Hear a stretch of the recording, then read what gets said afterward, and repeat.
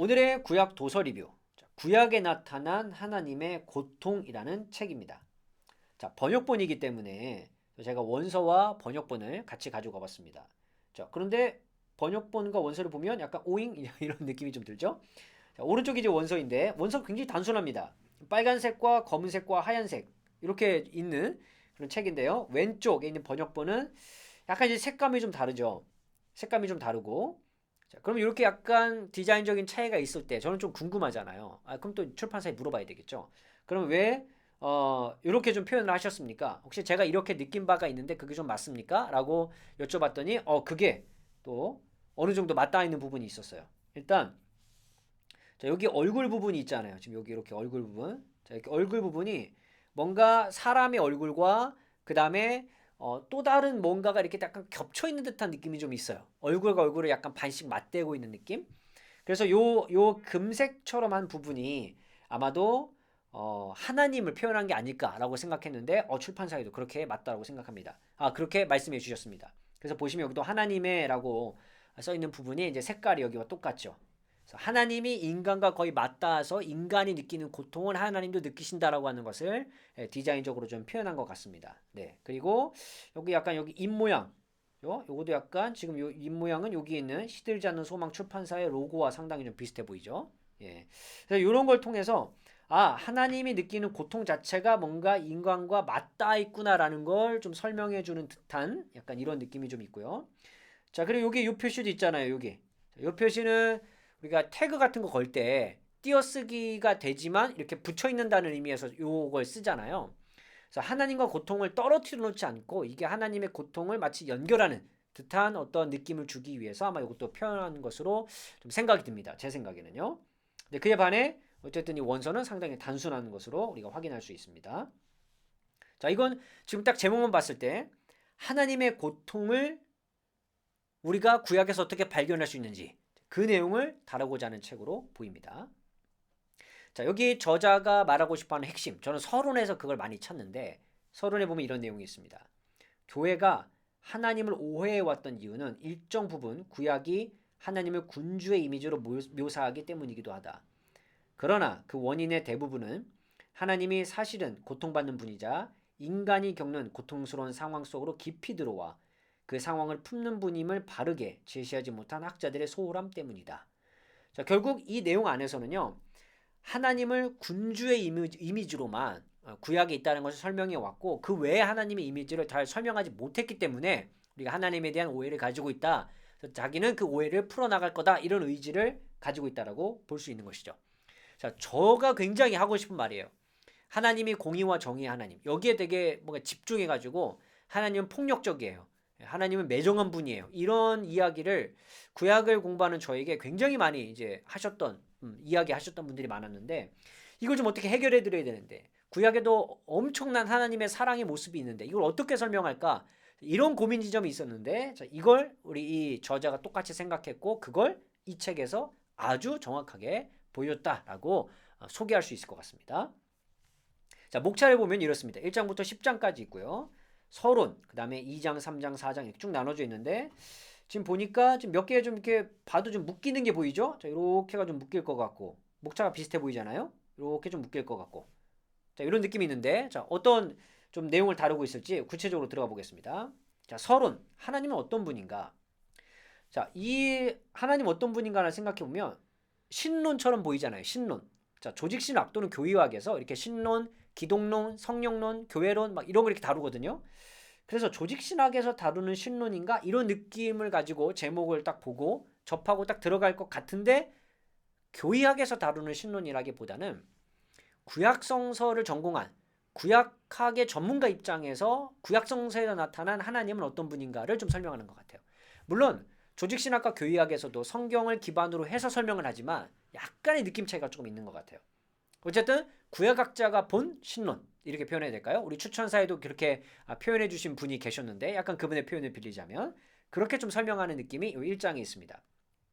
1장에서 설명하고 싶어하는 핵심은요. 신인 동영론적 은유예요. 이 단어가 핵심이고요. 이건 앞으로 이 저자가 풀어가고자 하는 핵심 용어이기도 합니다. 자, 여기서 중요한 문장이 좀 있어요. 은유란 한 영역에 적합한 언어를 가져다가 다른 영역을 보기 위한 렌즈로 사용하여 두 개의 분리된 영역을 인지하고 정서적 관계로 가져오는 힘. 또한 은유는 실제를 묘사하는 것. 하나님에 대해서 어떻게 표현할 것인가를 말하는 건데 적합한 언어를 가져다가 하나님에 대해서 소개하는 것. 자, 이게 신인 동용명적 은유인 거예요. 왜냐면 신을 인간처럼 표현해야 되는 거니까. 하나님을 인간의 모습을 가진 어떤 존재처럼. 이게 이제 하나님은 어떤 분이신가에 대해서 이제 설명을 하고 이제 이렇게 할 거다라고 하는 내용을 이제 좀 풀어나가는 그런 장이라고 볼 수 있겠습니다. 자, 2장은요. 구약 신학에서의 하나님이에요. 자, 구약학에서 다루는 하나님에 대한 기본적 관점이 무엇인가? 1장은 서론에서 가볍게 다뤘고요. 2장에서 구체적으로 하나님에 대해서 다룹니다. 구약학에서 설명하는 신론의 연구사. 과거에는 구약학에서 신론은 어떻게 설명했는지, 하나님에 대해서, 요즘에는 하나님 어떻게 설명하고 있는지, 이런 역사를 쭉 설명해요. 자, 그리고 세 번째, 왜 은유를 통해서 하나님을 설명하지 않았는지에 대해서 문제를 제기합니다. 그러니까 보통 책이나 논문에서 누군가 문제를 제기하면, 저자죠. 문제를 제기하면 자기는 그 문제를 해결하기 위한 내용을 설명할 거다. 본론에서. 그렇기 위해서 문제 제기를 합니다. 그래서 지금 여기서도 저자가 왜 은유로 하나님을 설명하지 않았는가 지금껏 문제 제기하고 자기는 은유로 하나님을 설명할 거다. 이렇게 볼 수 있는 것이죠. 2장은 그런 내용을 담고 있고요. 자, 3, 4, 5장은 하나로 묶여요. 하나로 묶입니다. 그래서 하나님과 세상과의 관계, 어떻게 하나님이 세상과 관계를 가져오셨는지에 대해서 설명을 하는 거예요. 근데 이 3, 4, 5장은요. 기초 쌓기예요. 여기는 본론처럼 보이지만 실제로 본론은 아니에요. 독자인 제 입장에서 보기에는 더 본론, 진짜 핵심에 가기 위해서 여기는 기초를 쌓는 과정의 내용이에요. 하나님은 특정 민족인 이스라엘과 관계를 맺으셨지만 그 이전에 하나님이 세상, 제 생각엔 인간이라는 말도 포함될 수 있을 것 같은데 더 정확히는 인간과 관계를 어떻게 맺으셨는지 하나님의 방식을 이해하는 것이 중요하다. 그럼 결국 앞으로 인간과 관계를 맺으시는 하나님에 대해서 설명할 건데 과거에 어떤 방식으로 하나님이 인간과 관계를 맺어 오셨는가에 대한 이해를 해야 이제 이 다음을 이해할 수 있기 때문에 설명하고 있는 거예요. 근데 그 하나님과 인간을 그러니까 세상과 인간을 맺으셨던 하나님의 방법이 예지, 그러니까 혹시 만약 의논이라는 단어나 아니면 임재와 권능은 인간을 위해서 하나님이 지극히 손해보시는 방법이었다는 걸 설명해요.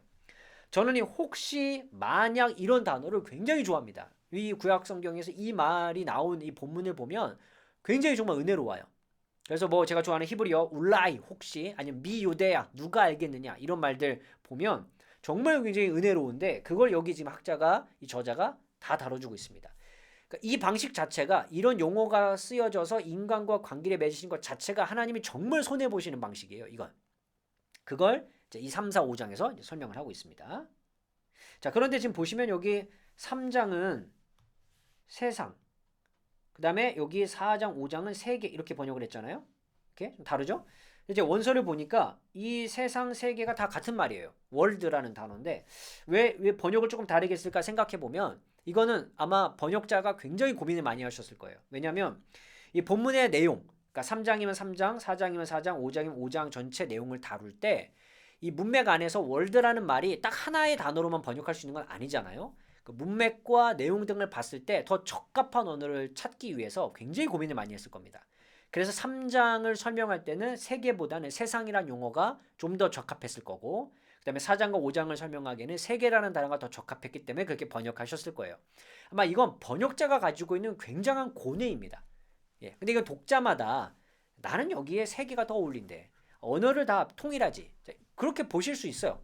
이제 또 번역자 입장에서 서면 또 의견이 달라질 수 있는 것처럼 이건 어쨌든 이게 틀리다 맞다의 문제가 아니라 번역자도 한 분의 또 독자이잖아요. 읽었을 때 이런 용어가 이 문장 내에서 더 적합하고 더 어울릴 만한 용어였을 것이고 무엇보다 좀 더 가독성 있게 읽을 수 있는 용어일 것이다라고 채택한 용어라고 생각하면 충분히 이해할 수 있는 번역이다라고 생각해 볼 수 있겠습니다.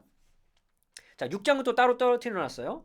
자, 신현현과 인간의 모습으로 나타나는 하나님인데 자, 그런데 이건 이미 앞에서 설명했던 거 아닙니까? 라고 볼 수 있겠지만 앞에는 좀 더 하나님의 임재의 방식에 대해서 설명했다면 여기는 조금 더 연결되어 있지만 인간과 관련된 인간의 모습과 관련된 하나님의 신현현에 대해서 설명하고 있어요. 하나님의 임재와 연결되면서 동시에 하나님이 인간, 세계와 관계를 맺는 가장 강렬한 방식. 왜냐하면 인간의 언어로 표현이 좀 되어 있으니까요. 인간의 모습으로 나타나는 하나님은 취약성을 드러낼 수밖에 없습니다. 자, 예를 들면 뭐 하나님께서 후회하신다, 뭐 이런 용어들 있죠.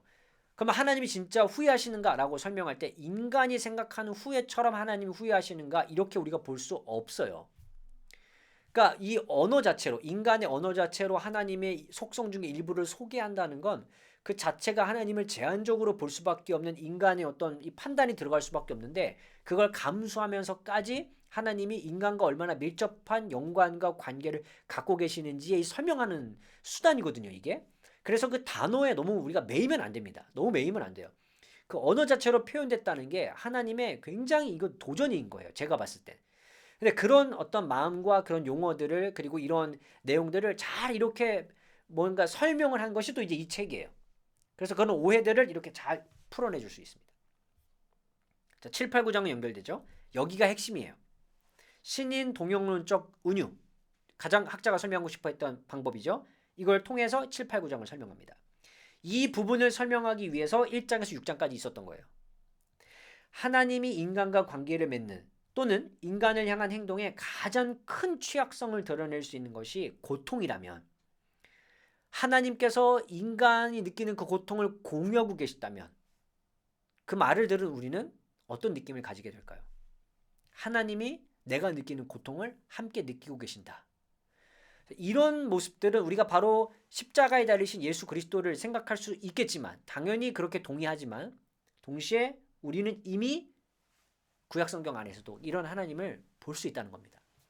그런 노력들을 우리가 많이 알리지 못했기 때문에 이제 이 저자는 그거에 대해서 문제 제기를 했던 거고, 이 책을 통해 하나님이 인간을 향해서 가지고 있는 마음이 무엇인지, 고통이라고 하는 아주 중요한 단어를 통해서 신인 동용론적 은유로 설명하는 것이 이 책의 핵심이다라고 볼 수 있겠습니다.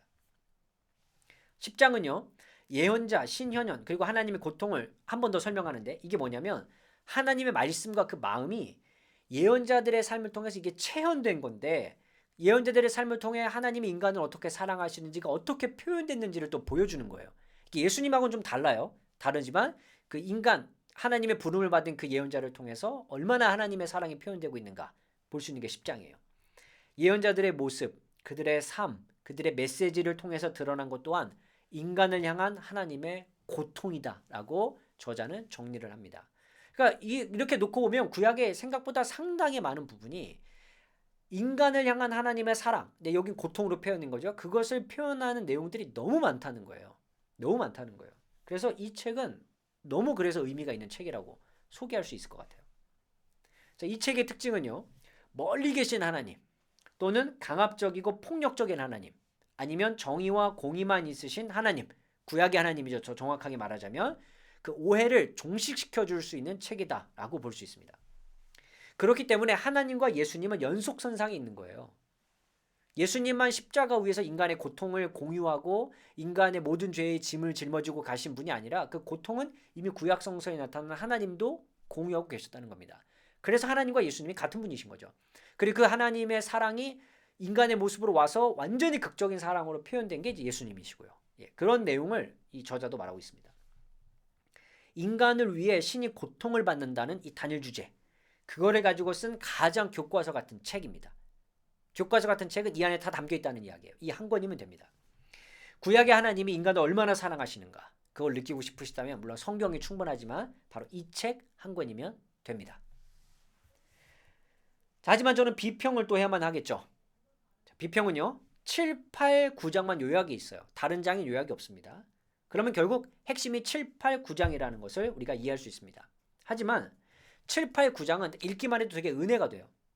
앞부분이 좀 어려워요. 은혜가 안 된다고 볼 수도 있겠지만 좀 학문적인 내용이 많거든요. 그래서 오히려 앞쪽의 내용이 어렵기 때문에 앞쪽에는 이 어려운 내용들을 요약해 주거나, 아니면 각 장을 그냥 다 요약해 주거나 이렇게 해줬으면 어떨까라는 아쉬움을 한 독자의 입장으로서 제가 의견을 드려보고요. 자, 두 번째 2장은요, 연구사에 가까워요. 구약 성서에서 바라본 신론, 연구사에 가깝기 때문에 이건 필요한 분들만 읽어도 될 것 같아요. 제 생각에는. 이 장을 굳이 읽지 않으셔도 이 책을 이해하는 데는 큰 어려움이 없지 않을까 이렇게 좀 생각하고요. 자, 제목과 같이 하나님의 고통이 무엇인지 궁금한데 첫 장부터 그게 딱 나올 것 같은데, 그 하나님의 고통에 대해서 이제 본격적인 내용이 들어가려면 200페이지를 읽어야 나와요. 7장가에 나오니까. 그렇기 때문에 상당히 쉽지 않은 책이긴 합니다. 그래서 저자는 7장, 9장을 위해서 기초 쌓기를 1장에서부터 6장까지 하고 있지만 제 생각에는요. 7장과 9장만 발췌해서 읽어도 충분히 이 저자가 말하고 싶어하는 걸 느낄 수 있을 것 같아요. 하지만 사전적 이해가 있다면 좀 느낄 수도 있고요. 그렇지 않아도 느낄 수 있겠지만 조금 더 7장, 9장의 극적인 효과를 좀 느끼고 싶다면 1장에서 6장까지를 쭉 읽어나갈 필요가 있습니다. 하지만 조금만 줄여주세요. 만약 그렇다면 저는 2장은 좀 떼놓고 봐도 괜찮지 않을까? 이렇게 좀 제가 생각해 보고요. 그런데 제 입장에서 가장 아쉬웠던 점은 그래서 하나님의 고통은 우리에게 왜 중요한지에 대해서 결론이 좀 있었으면 좋겠다는 생각을 했는데 이 책에 결론은 없어요. 제가 보기에는. 근데 아마 7, 8, 9장에서 이미 핵심적인 내용을 다 다루고 10장이 결론이 될 수도 있겠다는 생각을 해봤는데 그래도 짧은 페이지라도 한번 다 정리를 좀 해주고 뭔가 인간을 향해서 가지고 있는 하나님의 고통, 그 고통에 대한 공유 등에 대한 어떤 내용들을 한번 정리해주면 훨씬 더 좋지 않았을까라는 생각을 저는 좀 개인적으로 해보았습니다. 자, 이 책의 추천 독자 있습니다. 인간을 향한 구약 성서의 하나님의 사랑, 그 사랑을 정말 느껴보고 싶은 분, 이 책이면 됩니다. 이 책 보시면 돼요.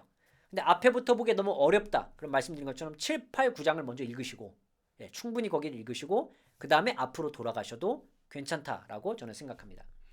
하나님의 고통과 사랑이 표현된 구약성서의 구절, 문장, 단어 그런 게 있다면 무엇입니까? 이렇게 궁금할 수 있잖아요. 안 그러면 구약성경을 다 봐야 되는데 자, 그런데 이 책에는요 그런 특정적인 구절과 문장과 그 다음에 단어들을 다 모아서 집어넣어놨어요. 그래서 이 책 한 권이면 됩니다. 그래서 이 책을 보시면서 그 구절이 말하고 있는 하나님의 사랑 등을 느끼시고 만약에 한 걸음 더 나아가서 그걸 좀 더 깊이 알고 싶으시다면 그 성경을 찾아보고 그 성경을 또 주석하고 본다면 또 굉장히 깊은 연구가 또 될 수 있을 거라고 생각합니다. 그래서 뭔가 한 편에만 가지고 있었던 한쪽으로만 가지고 있었던 하나님에 대한 이미지 그거에 대한 오해를 갖고 있는 분들에게 이 책은 그런 면만 있지 않다라는 걸 보여주고 훨씬 더 하나님에 대해서 가질 수 있는 우리의 시각을 넓혀준다. 그러기 위해서 이 책 자체가 굉장히 의미 있다라고 설명드릴 수 있을 것 같아요. 이 책의 원서가 나온 지는 좀 오래됐거든요. 하지만 그럼에도 불구하고 이 책 자체가 의미 있는 것은 바로 우리에게 그런 의미를 줄 수 있기 때문에 라고 저는 설명드릴 수 있을 것 같습니다. 그래서 저는 구약에 나타난 하나님의 고통, 자, 이 책을 통해서 여러분이 깊은 하나님의 사랑을 느끼실 수 있다면 좋겠습니다.